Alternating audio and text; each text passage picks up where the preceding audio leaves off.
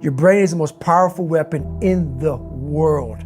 Once you put away your phones and your computers and all that we have nowadays, yeah, it's great. We're up to date.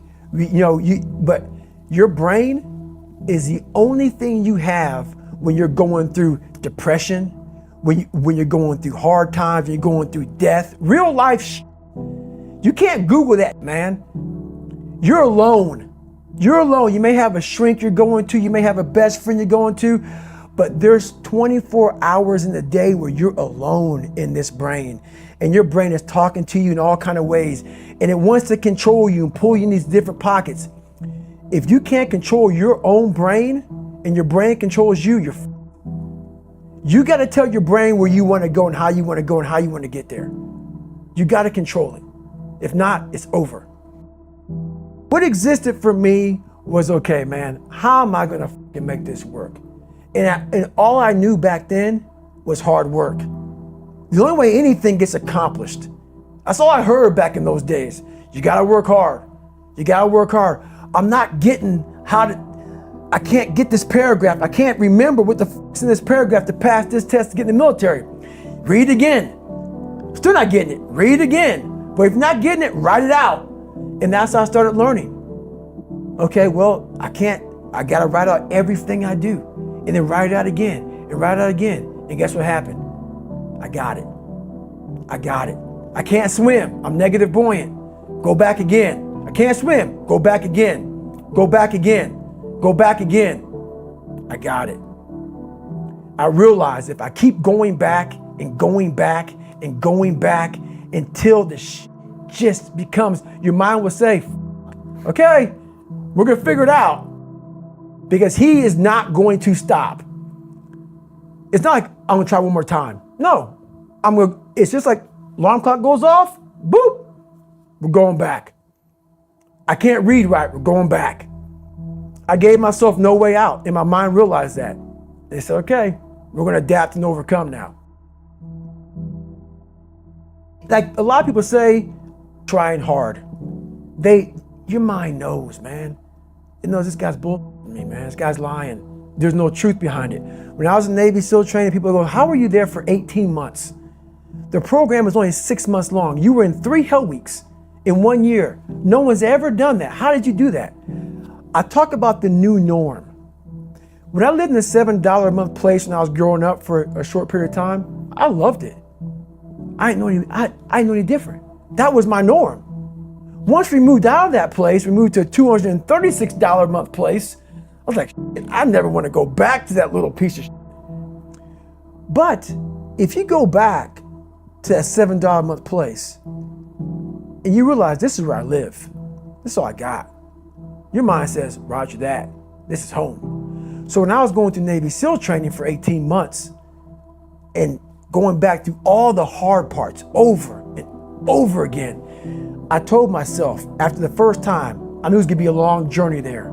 My body was breaking down. It was just how it was going on. I said, you know what? This is my new norm. So my mind said, it's like going to work. Like you go to work, you put your suit and tie on. I go into suffering every day.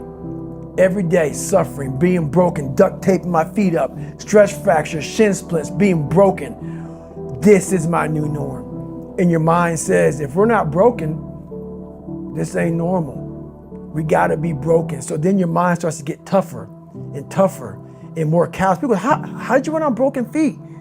Broken shins. My mind knew this is how we operate. We're in Navy SEAL training. This is what we are. I became hell. And that became my new norm. I gave myself no way out. There was nothing outside these walls of hell. Nothing. I love God, but for a short period of time, I became the devil because that was hell.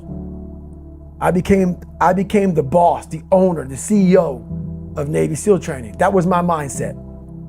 And that's how you get through things. You immerse yourself in wherever it is, and you become that. You become that and give yourself no way out. When I was 297 pounds and I was fat as hell trying to be a Navy SEAL, the scariest thing in the world to me, even to this day, was that could have been the rest of my life. I thought then I was trying hard. That's the scariest thing in the world. I thought then 297 pound, working for Ecolab, spraying for cockroaches, making $1,000 a month. I thought that was me at my 100% potential. Come to find out, a few years later, I wasn't anywhere near that. 106 pounds less, graduated Navy SEAL training, went on to do all these other things. Looking back on that, that was me trying hard. That's why people gotta understand what is in us. We have no idea until we start trying hard. And I mean really trying hard, where you're obsessed with, hey, this is my new norm. My new norm is that, wow, this isn't always fun. It's not always meant to be fun. And that's when you know you're trying hard. People hear my story and think this guy is sadistic. I realized how the brain works. I figured out how the brain works. I'm a scared kid, and that's what gives me so much power. I had no foundation, and I built this off of just researching the mind. The feeling you get is basically invincibility. You realize that you can't do it all the time.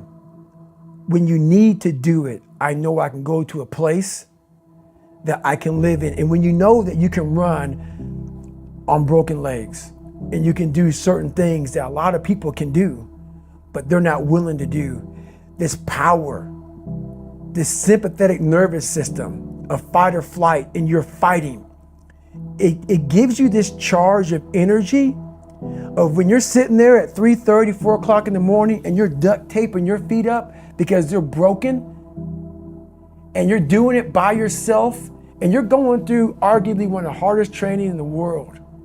And these guys, most of them are healthy, and you're going through it broken, and you're already at a disadvantage, but you're still there. You can feed into that and tap into that for a lot of power. But if you look at it, well, I'm broken, man. Like, I'm not gonna make it. But if you look at it as, man, I'm broken and I'm still here. And I'm fighting, and I'm gonna find a way to get through this because I have no other place to go. It gives you a lot of power. When things start to suck really, really bad, my brain and a lot of people's brain, they don't go to your dad beating you up. Your brain says, we gotta get the out of here. This is miserable. So anger goes away a lot of times when you're suffering because your brain just says, we gotta run. We gotta go. So that anger is not popping up saying, oh, I wanna show them. I wanna show those people. No, there has to be a much deeper. When I say deeper, it has to be down to mineral soil. It has to be down to that nice mineral soil where nothing can burn. You can't burn dirt. So it has to be down that low, that literally is something in you that's at the core of your soul. But you don't find it unless you spend a lot of time with what you want to be in life. I can't give that to you. Right. You can't give it to somebody. When you find your true passion in life, and my passion for me was like, oh, I want to be, I don't give a Navy SEALs, Army, I don't give a shit. I want to serve my country. I want to be someone that I'm proud of. I want to look at myself in the mirror because I was so disappointed. That accountability mirror I talk about, I was so disappointed in what I saw every day. I wanted everybody to love David Goggins. And a lot of people did. I didn't love myself. But I knew a lot of us want to find peace first. So people say, man, you always talk about this suffering and pain and I'm at peace right now because I went through that. You don't find peace first. If you do, Merry Christmas. More power to you. More power to you. I found peace on the opposite end of finding myself. And no one really finds themselves without going through trials, tribulations, suffering, accountability. And accountability is suffering. Being accountable every day for doing right for yourself, for the people next to you, it's miserable. It's hard. So, even the smallest details.